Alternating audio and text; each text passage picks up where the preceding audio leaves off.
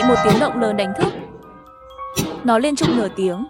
Thân chào cả nhà, không nên xem chùa đâu đó. Nhớ đăng ký, like, comment để ủng hộ team nha. Tôi không thể chịu đựng được nữa. Vì vậy, tôi chuẩn bị vào nhóm chủ sở hữu kể xả một trận. Mới phát hiện số 602 trên lầu muốn mượn vali.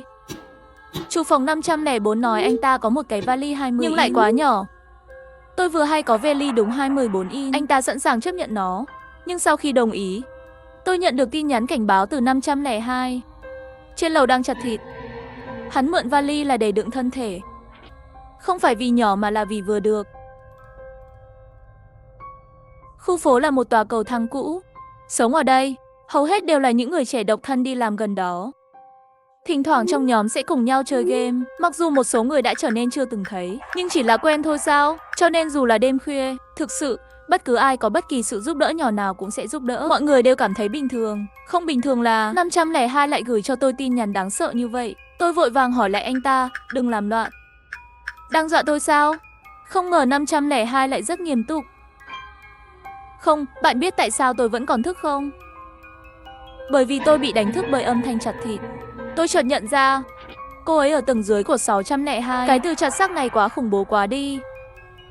Nhưng điều đáng sợ hơn là 602 cũng gửi tin nhắn riêng cho tôi sao? Người đẹp, tôi sẽ rửa tay và sẽ tới trong 2 phút nữa. Không cần phải nhấn chuông nhà các bạn nữa chứ. Nhìn thấy cái này tôi càng không bình tĩnh sao? Rửa tay mất 2 phút. Rửa vết bẩn sao? Tôi càng nghĩ càng sợ. Nhưng đã đồng ý đưa vali cho anh ta rồi. Tôi cũng không có lý do gì để hối hận. Đành phải giả vờ dễ dàng trả lời anh ta. Tôi để ở cửa ra vào. Anh cứ lấy đi. Sau đó tôi kéo vali ra nhanh nhất có thể. Ném ở cửa. Ngay sau khi đóng cửa, tôi nghe tiếng bước chân. Tiếng bước chân ngày càng gần. Nó dừng lại ngay trước cửa nhà tôi. Tôi mồ hôi lạnh. Không thể không nhìn vào mắt mèo. Sau đó tôi nhìn thấy một người đàn ông béo có thể nặng 300 cân. Đang cúi đầu vừa nhấn điện thoại vừa đi tới.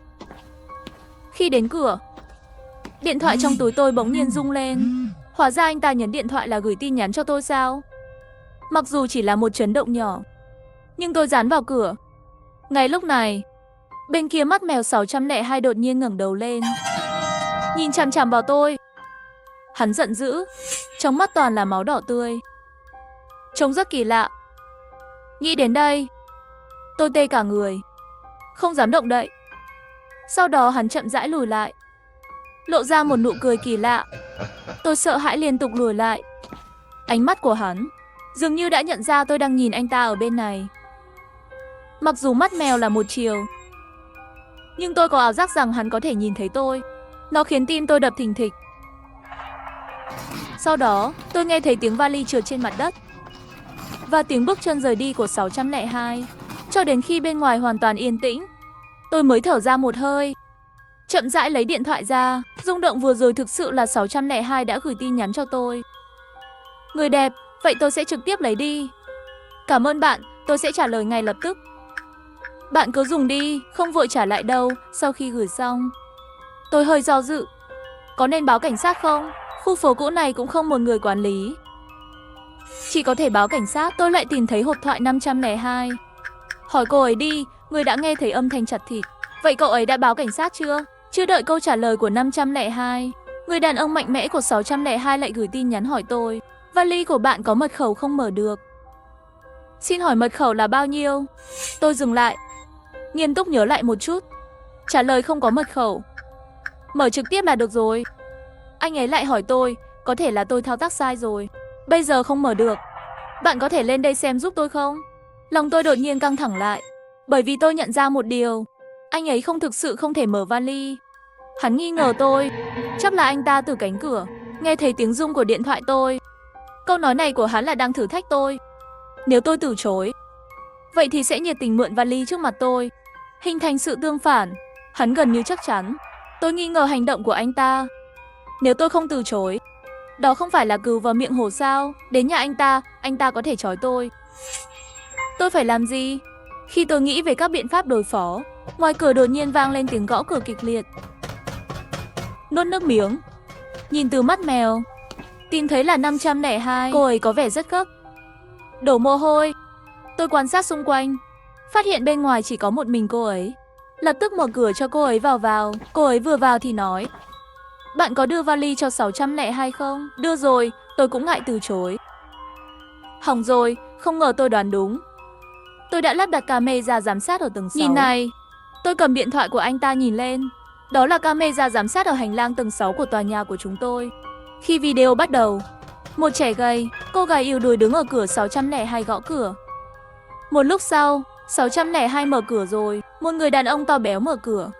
Hình như họ nói chuyện vài câu. Sau đó tên béo lộ ra một nụ cười quỷ dị.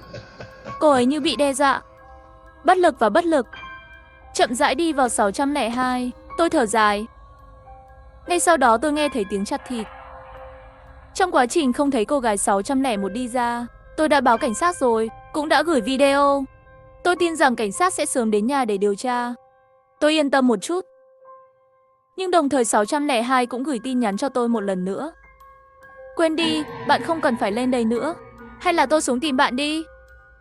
Tôi cần tìm cách trì hoãn. Vì vậy, tôi gửi tin nhắn cho 602. Nói tôi vừa ra ngoài ăn khuya rồi. Gọi video để tôi xem có vấn đề gì. Sau khi gửi đi câu nói này, tôi gọi trực tiếp cuộc gọi video của hắn. Và tắt camera của mình. Quả nhiên anh ta trực tiếp cúp điện thoại. Tôi cũng có chút hối hận. Vì vội vàng mà sử dụng cái thủ thuật ngu ngốc này. Hắn đã giết người và sau đó phân xác. Làm sao có thể mở video cho tôi. Vài giây sau anh ta lại gửi tin nhắn cho tôi. Vậy thì quên đi. Tôi vội dùng. Không mở được, không có cách nào, vẫn là trả lại cho bạn đi. Cảm ơn, may mà anh ấy tin là tôi không có nhà. Tin tốt đến. Cảnh sát đã gọi cho 502. Sau khi tôi nói lời tạm biệt với 502, gục ngã xuống ghế sofa, thật tuyệt vời. Cuối cùng tôi cũng có thể thư giãn hoàn toàn. Tôi thực sự nghĩ mọi thứ sẽ kết thúc như thế này. Ngay sau đó 502 lại gửi tin nhắn cho tôi. Cảnh sát vừa đến phòng 602. Bên trong mọi thứ đều bình thường, không gì cả. Tôi đang hỏi phòng 601 thì sao? 601 cũng đã đi rồi, người phụ nữ đó cũng ở đây. Lạ thật, anh ta nói với cảnh sát mọi chuyện chỉ là hiểu lầm.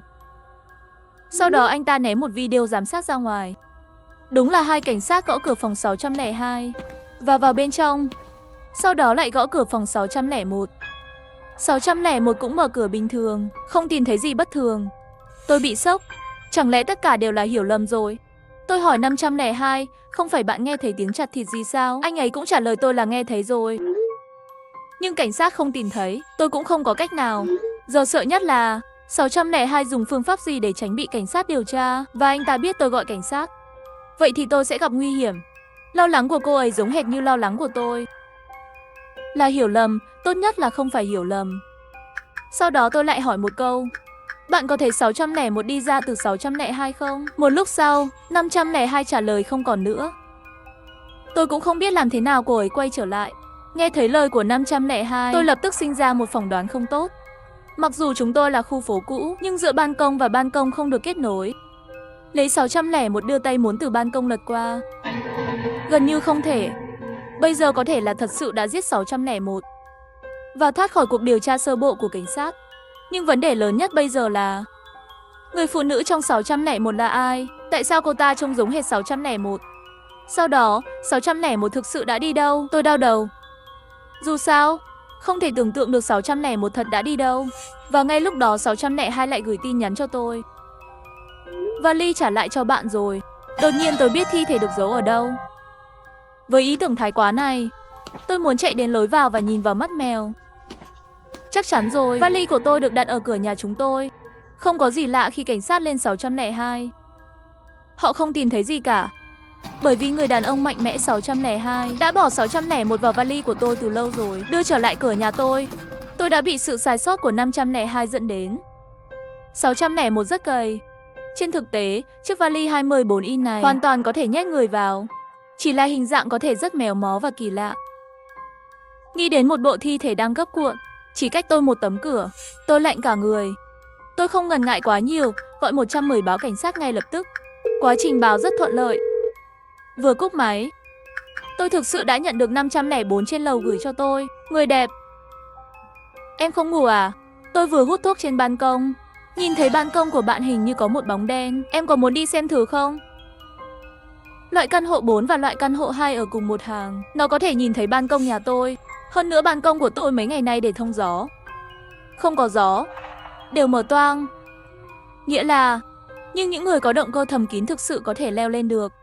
Tôi ngạc nhiên, leo lên ban công giường. Nhưng trên đường đi qua, điện thoại đột nhiên nhớ ra, ngay khi tôi kết nối, lại là đồng chí cảnh sát còn chưa đi xa. Bên anh xảy ra chuyện gì vậy? Có người đột nhập vào nhà tôi qua ban công. Tôi không biết phải làm gì. Đừng làm gì cả. Chúng ta đang ở dưới lầu, sắp đến rồi. Sau khi cuộc gọi kết thúc, bởi vì có sự chúc phúc của cảnh sát, tôi cũng chậm rãi đến gần ban công, phát hiện bệnh nhân bên ngoài bất thường. Tôi nếm thử một hơi, vốn chỉ là báo động giả. Nhưng sau này tôi mới biết, trong vài chục giây ngắn ngủi này, rất nhiều chuyện đã xảy ra. Thậm chí chỉ vài chục giây này, thay đổi tất cả kết cục của con người trong đêm này. Bởi vì khi tôi khóa ban công, khi mở cửa trở lại lối vào, bạn mới phát hiện ra chiếc vali đó đã biến mất. Tôi đang ngạc nhiên, hai cảnh sát đã tới. Tôi chủ động mở cửa, vội vàng hỏi đồng chí cảnh sát, các người là các người lấy vali đi sao? Họ sửng sốt, sau khi nhìn nhau, một người quay đầu hỏi tôi, chúng tôi không có, bạn đang làm gì đó? Tôi không tranh cãi. Tôi không biết phải giải thích thế nào nữa. Rồi họ chỉ vào cửa nhà tôi. Khóa cửa thông minh này của bạn không phải có giám sát sao? Tôi chợt nhận ra. Nhanh chóng mở camera giám sát bằng điện thoại di động, sau đó kiểm tra cùng với một số cảnh sát. Trong video, một phụ nữ ăn mặc đẹp đi tới. Đây chính xác là 601 trong video vừa rồi. Cô ấy nhìn, liền cầm vali lên và lấy trộm nó. Lòng tôi nghĩ chẳng lẽ 601 và vẫn còn sống. Nhưng tại sao cô ấy lại lấy trộm vali của tôi? Vali của bạn để bên ngoài, người khác chắc là tưởng bạn không cần nữa nên lấy đi rồi. Chúng tôi sẽ đưa cô lên đó. Sau đó tôi và hai cảnh sát đến 601. Chúng tôi cứ gõ cửa phòng 601 nhưng không ai trả lời. Trong nhà cũng không bật đèn. Khi chúng tôi tiếp tục gõ cửa, cửa 602 bên cạnh mở ra rồi. Tôi thấy 602 sẽ lén lút nhớ lại khuôn mặt khủng khiếp trước đó. Tôi vô thức lùi lại. Vừa nhìn thấy 601 đi ra ngoài.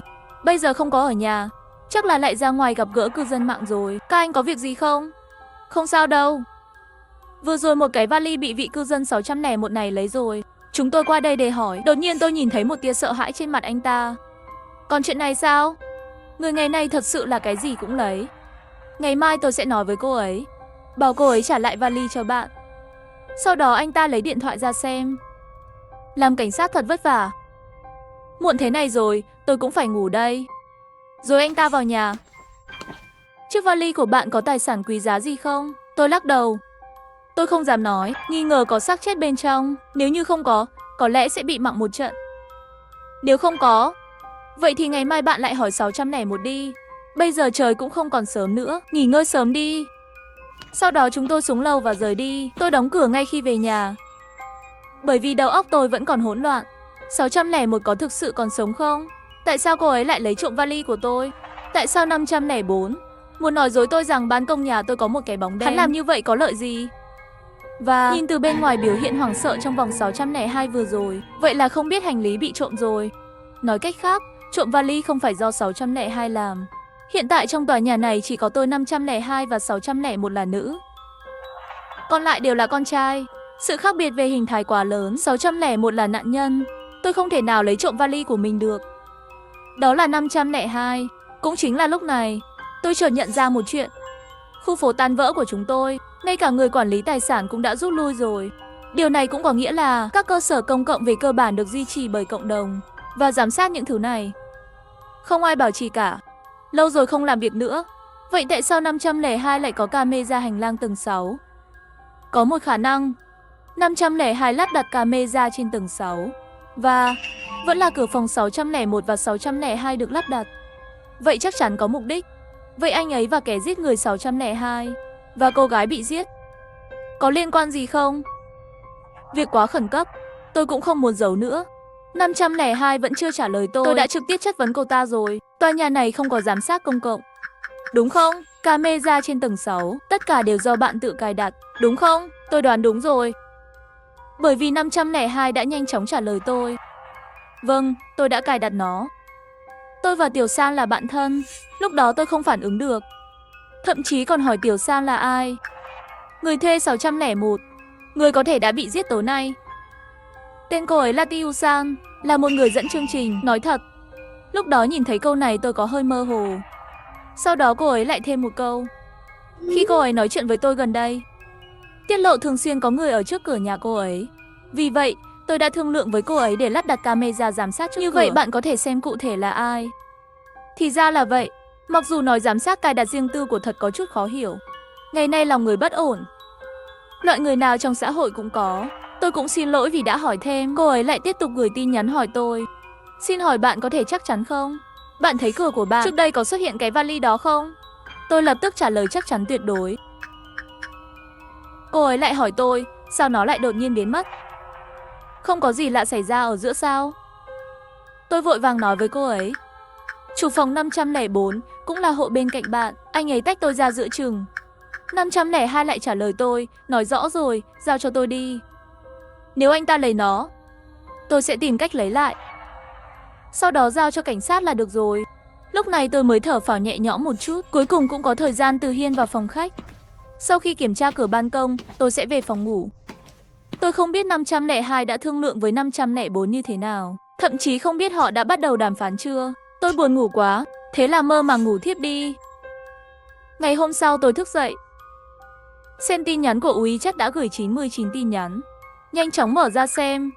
Tin thấy có người gửi một cái trong nhóm. Hình ảnh của Tuyết Linh. Cửa phòng 502 mở rộng. Một phụ nữ ngã xuống trong vũng máy. Thời gian chết đã rất lâu. Tay tôi nhanh chóng lưu lại hình ảnh. Giây tiếp theo, hình ảnh đã bị quản trị viên nhóm rút lại. Thậm chú 504 còn gửi. Gọi cảnh sát trước, đừng gửi bừa bãi. Để giữ lại bằng chứng. Sau đó nhóm bắt đầu thảo luận. Chuyện gì vậy? Tối qua cũng không nghe thấy tiếng động. Có phải người ngoài chạy vào tiểu khu làm không? 503 bạn sống bên cạnh không nghe thấy gì sao? Không. Bên này tôi không nghe thấy gì cả. Sáng sớm đã làm tôi sợ. Người tiếp theo có thể là tôi không? Sợ quá đi, tôi nghĩ. Hôm qua 502 nói muốn thương lượng với 504. Có phải là 504 không? Hơn nữa còn lâu không thấy 601 phát biểu trong nhóm. Chuyện lớn như vậy xảy ra với bạn thân của cô ấy, không định ra ngoài nói vài lời sao? Sau chuyện hôm qua, tôi cũng không dám ra ngoài. Tôi xem kỹ ảnh đã lưu trước đó. 502 hướng về phía trong phòng. Mặt xuống. Chắc là bị đánh từ phía sau. Hình ảnh hơi mờ.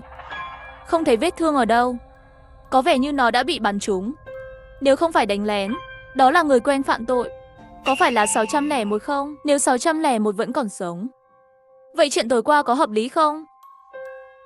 Nhưng tại sao 601 lại giết 502?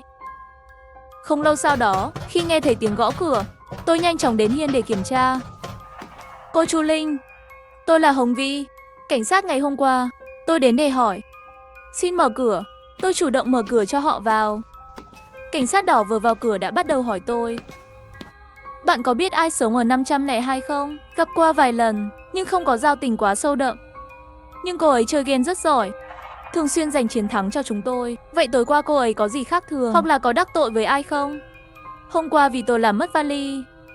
Cô ấy nói muốn tìm 504 để lý luận. Cảnh sát Hồng nhìn lên tôi, mắt lập tức sắc bén. Tiếp tục đi, vì hôm qua tôi đã nói với cô ta, hành lý của tôi mất tích bất thường. 502 nghi là 504. Nhưng tôi cũng không biết cô ấy có căn cứ gì không. Bởi vì hôm qua tôi quá buồn ngủ trên giường. Được. Sau này nếu có manh mối gì bạn có thể cho chúng tôi biết. Sau khi viên cảnh sát đỏ nói lời tạm biệt, anh ta đi đến nhà tiếp theo, mà tôi định đi 601 hỏi đi. Xem cô ấy có ở đây không. Tôi lên tầng 6, đập cửa phòng 601. Sau một thời gian dài vẫn không thấy phản hồi. Nhìn thấy cửa phòng 602 bên cạnh mở rộng, tôi từ từ dựa vào. Nhìn vào bên trong, không có ai ở đây, trông rất sạch sẽ. Thế là tôi nuốt nước miếng, khám phá phía trước. Ngay lúc này, một đôi tay từ phía sau nhẹ nhàng đặt trên vai tôi. Tôi đổ mồ hôi lạnh. Sau đó một bóng người xuất hiện phía sau tôi và nói một câu, bạn có muốn vào xem không? Xem bên trong có vali của bạn không? Tôi sợ quá, chán tại chỗ không thể nhúc nhích. 602 bạn đang ở nhà, vừa vặn có chuyện hỏi bạn. Đột nhiên có tiếng của viên cảnh sát đỏ, làm cho trái tim tôi bình tĩnh. Viên cảnh sát đỏ liếc nhìn cánh cửa chưa đóng. Bình thường chú ý đóng cửa lại. Đây là ý thức an toàn cơ bản nhất. Không sao. Tôi cơ thể to lớn này dù 4 hay 5 người không thể làm gì tôi. Vừa rồi tôi và 404 đang tìm vali. Cô ấy bị mất vali, tôi đã giúp cô ấy. Tôi vội vàng quay lại. Ánh mắt và cảnh sát Hồng xuống rồi xuống lầu. Tôi vẫn đang đổ mồ hôi lạnh. Tôi chỉ nghĩ nếu cảnh sát đỏ không đến, tôi có thể bị giết ngay tại đó. Hơn nữa 602 người này tuyệt đối có vấn đề. Nhưng không có manh mối. Hôm qua báo động 502 đều không tìm thấy gì. Hôm nay tiếp tục báo cảnh sát phòng trừng cũng là kết quả tương tự. Tôi lập tức trở lại tầng 4. Vừa đến tầng 4 thì gặp được 403. Thật sự mà nói, từ khi chuyển đến khu phố này, hiếm khi thấy 403 đi ra ngoài vào ban ngày. Mặc dù đẹp trai, nhưng điều này cũng quá u ám. Hắn cũng không chơi game, cũng không nói chuyện với chúng tôi. Tôi không hiểu anh ta. Tiểu khu phát sinh án mạng. Tôi định tận dụng thời gian bây giờ đi tìm lại một khu phố. Đến tối tôi mới về. Vừa về đến cửa, tôi thấy một cái vali đặt trước cửa. Đây chính là chiếc vali tôi bị mất. Nhưng ai đặt nó ở đây? Tôi lập tức kiểm tra thông tin giám sát cuối cùng trên điện thoại. Phát hiện là 601 gửi đến đây. Cô ấy không nói một lời, đặt vali ở cửa rồi rời đi. Mặc dù xử lý rất sạch sẽ, nhưng tôi đã ngửi kỹ. Còn ngửi thấy mùi máu mờ nhạt. Tôi không dám vào nhà, sợ cái kia quỷ dị 601 ở nhà tôi chờ tôi trở về. Lập tức báo cảnh sát. Mặc dù cảnh sát nói sẽ đến sớm thôi, nhưng trong hành lang này có sự tĩnh lặng lạ thường, làm tôi đổ mồ hôi lạnh. Đột nhiên bên cạnh có tiếng chó sủa, tôi sợ đến mức hét lên. Sau đó, tôi thấy một bóng đen ở hành lang. Tim tôi đập thình thịch. Đây không phải là bóng đen trên ban công nhà tôi sao? Sau khi đến gần tôi mới phát hiện là 403. Anh ấy vẫn vô cảm như trước. Lúc đi tới trước mặt tôi đột nhiên dừng lại. Đây có phải là chiếc vali bạn bị mất không? Trái tim tôi đột nhiên ngạc nhiên. Anh ấy nói chuyện với tôi. Đây là lần đầu tiên. Đứng ngoài cửa làm gì? Sao không vào nhà? Quên chìa khóa à? Ừ. Nếu không đến nhà tôi ngồi một chút. Nhà tôi ở bên cạnh. Tôi vừa định đồng ý, đột nhiên nghĩ đến bây giờ, khi người này xuất hiện. Không thể tin ai. Cho dù là đẹp trai, tôi cũng không thể vào nhà với bạn được. Dù sao mạng chó này cũng quan trọng. Không cần, bạn trai tôi sẽ quay lại ngay. Cô có bạn trai? Tôi nhớ hình như cô còn độc thân. Vừa tìm được. Thật sự không cần sao, anh về đi. Sau đó 403 rời đi. Hắn vừa đi thì cảnh sát tới. Muộn thế này rồi không vào được, bên ngoài chờ làm gì? Bảo vệ bằng chứng. Tôi chưa bao giờ rời đi. Không ai đụng vào cái vali này. Tôi ngửi thấy mùi máu trong đó, nên gọi cảnh sát đi. Cảnh sát đỏ nhíu mày và mở vali ra, tìm thấy bên trong trống rỗng. Sau một thời gian kiểm tra giả vờ, phải, có máu ở đây. Có thể là đã từng chứa xác chết. Cái này chúng tôi muốn mang đi làm bằng chứng. Mang đi cũng được. Tôi hy vọng các bạn có thể vào nhà kiểm tra một chút. Tôi tìm thấy một bóng đen kỳ lạ trong nhà tôi. Không sao, do đó tôi mở cửa. Trong nhà rất ngăn nắp, không có dấu vết của bóng tối và người ta. Cảnh sát đỏ đi ra ban công và nằm xuống. Sau đó nói, bên này không có dấu vết, nhưng tốt nhất là đóng ban công trước khi đi ngủ vào ban đêm. Tôi một tiếng. Cảnh sát bỏ đi. Rồi tôi đóng cửa ban công lại, đi ngủ. Đột nhiên gửi tin nhắn. Là tin nhắn gửi bởi 503. Tôi vừa nhìn thấy 502 rồi. Sau đó anh ta gửi một bức ảnh. Tôi mở hình ảnh xem. Đúng là 502. Cô ấy đi ra từ phòng 502. Tôi ngạc nhiên. Như thế nào? 601 thì không nói nữa. 502 tôi đã thấy xác chết rồi. Chẳng lẽ có gì đó trong khu phố này? Càng nghĩ càng sợ. Tôi bật đèn trong phòng. Sau sự im lặng của đám đông, 504 gửi tin nhắn. Không, tôi vừa ra ngoài, không thấy 502. Bức ảnh này của bạn là Photoshop phải không? Bạn không tin thì thôi. Tôi không muốn sống trong khu phố này nữa.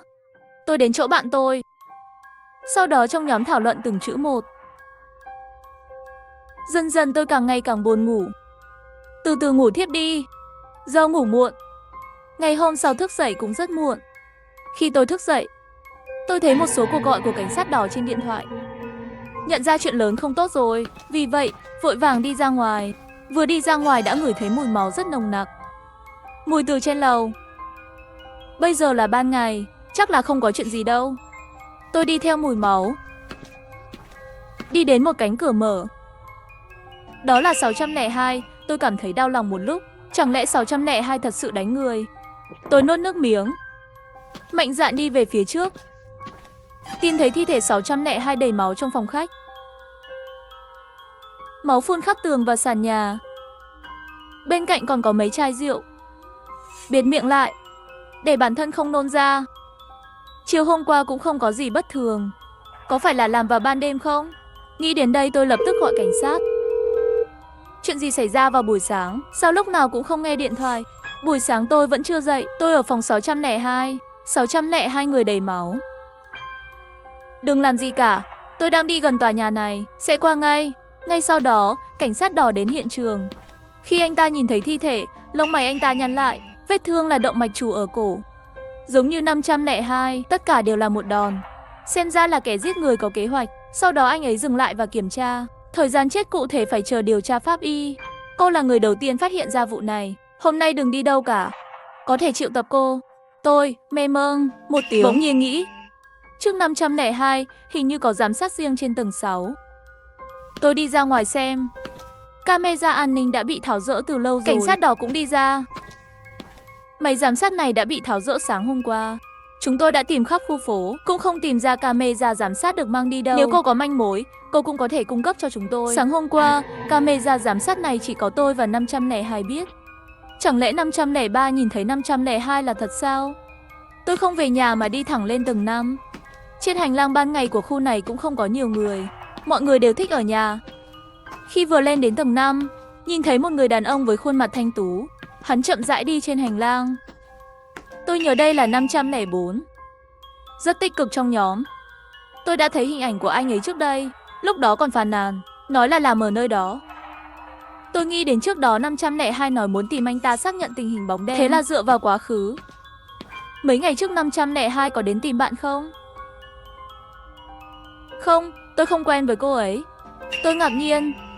502 có thực sự bị hỏng trước khi đàm phán với 504 không?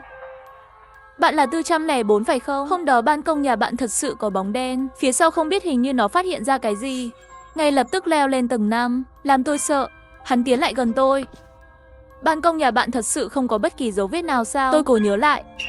Mặc dù cảnh sát đỏ nói không tìm thấy dấu vết, nhưng hôm đó lông mày của anh ấy cứ nhíu lại. Rõ ràng là có tình huống nhưng vẫn không trả lời. Tôi bảo cảnh sát đi xem. Không tìm thấy gì cả. Quên đi, không nói chuyện với bạn nữa. Tôi đã thấy. Hôm nay cảnh sát gọi tôi đến để khai báo. Tôi đi đây. Tôi cũng không hỏi nữa. 502 có lẽ đã bị giết trước khi hỏi anh ta tình hình. Tôi tiếp tục đi không mục đích. Khi tôi đến trước cửa phòng 504, tôi lại phát hiện trước cửa nhà anh ta có mấy giọt máu. Hơn nữa máu này hình như vừa mới nhỏ lên không lâu. Tôi bất ngờ. Máu này là hắn làm sao?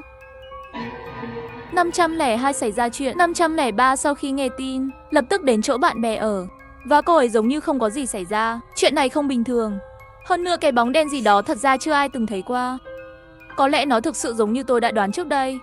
Chỉ là hắn vì có đủ thời gian để kéo vali, lý do để đi vòng quanh thôi. Nghĩ đến đây, tôi lập tức gửi tin nhắn cho cảnh sát đỏ. 504 có vấn đề. Tôi tìm thấy máu trước cửa nhà anh ta. Đã kiểm soát được hắn rồi. Chúng tôi đang ở trên vali của bạn. Tìm thấy dấu tay của hắn. Hắn cũng đã thừa nhận hắn là người ra tay với 601. Và 601 thực sự bị giết bởi 602. Nhưng còn một điều nữa bạn phải chú ý. Về màu đen trên ban công của bạn, chúng tôi cũng đã phân tích cẩn thận rồi. Đã xác định là ai rồi. Chúng tôi đang tới đó. Hiện không chắc anh ta có biết mình bị lộ hay không. Chạy đi. Tôi bị sốc. Vậy là cái bóng đen đó. Khi tôi chuẩn bị rời đi, giây tiếp theo bạn đến với hơi thở lạnh lẽo sau tai tôi. Tôi tê cả người. Mồ hôi lạnh. Cùng lúc đó, một giọng nam vang lên. Sao vậy, cái bóng đó là ai không? Âm thanh này là 403. Tôi đứng yên tại chỗ không dám động đến hắn. Hắn đi ra từ phía sau tôi. Yên tâm đi, tôi chỉ đang tìm đồ. Sau đó anh ta lấy dụng cụ mở khóa ra, bắt đầu súng cửa 504. Tôi không dám chạy. chỉ dám đứng yên tại chỗ, dù sao nếu bị bắt, có lẽ cũng phải vào vali. Ngay sau đó cánh cửa phòng 504 mở ra. Trên kệ giày trong nhà có rất nhiều giày nữ. Vẹt nữ nằm rải rác khắp nơi. Tất cả đều cho thấy 504 có vấn đề rất lớn. Rồi chúng tôi vào phòng ngủ. Giường trong phòng ngủ phủ đầy hoa hồng. Có một người nằm một mình trên đó, nhắm mắt lại, trông như vừa mới ngủ. Một tác phẩm nghệ thuật sống động. Những gì tôi đang tìm kiếm. Khi 403 chuẩn bị tiến lên, nằm xuống đất, tôi quay lại thì ra là cảnh sát đỏ đến rồi. Sau đó, chúng tôi rời khỏi khu phố cùng với cảnh sát đỏ. Đến đồn cảnh sát. Cảnh sát đỏ giải thích ngắn gọn cho tôi về vấn đề này. 502 và 601 thực sự là bạn thân khi học, nhưng tình cảm không tốt. 601 với cá cô gái khác cô lập 502. Sau khi tốt nghiệp 502 muốn trả thù 601. Tình cờ là 601 có rất nhiều bạn bè. 502 ở hành lang và phòng 601 cài đặt giám sát đã ghi lại rất nhiều video 601. Ban đầu 502 tìm thấy 601 muốn một khoản tiền đổi video, bị 601 từ chối. Phía sau 502 sẽ đưa video lên mạng bán. 602 dưới sự trùng hợp vừa mua được video 601. 403 luôn thích 601. Trước đây 601 cũng đã tiết lộ với anh ta về việc bị 502 đe dọa. Lúc đầu 403 chỉ muốn thu hồi video là được. Viên cảnh sát đỏ dừng một chút rồi tiếp tục nói. Thế là xảy ra chuyện phía sau 601 bị 602 đe dọa. Cuối cùng xảy ra vụ hại người. 602 và 504 là bạn. 504 có chút biến thái. Sau vụ giết người 601 mà các bạn thấy đều là hắn giả dạng. 403 sau khi biết 601 bị giết, nảy ra ý tưởng giúp hắn báo thù. Vì vậy, tối hôm đó 403 phục kích ở nhà 502, tiêu diệt 502. Mà 602 thường xuyên ngủ không đóng cửa, cũng bị 403 giết vào tối hôm sau. Đồng thời tháo dỡ tất cả camera giám sát. Vậy tại sao 403 lại trèo lên ban công của tôi? Bởi vì vali ở chỗ bạn. Hắn muốn lấy xác 601. Nhưng may mắn là chiếc vali bị 504 kéo đi. Nếu không thì có lẽ cô cũng bị giết. Sau đó tôi vẫn còn sợ hãi. Không ngờ lại đáng sợ như vậy. Nó sẽ xảy ra với tôi. Thế là trả lại căn phòng ở đây. Dự định về quê nghỉ ngơi.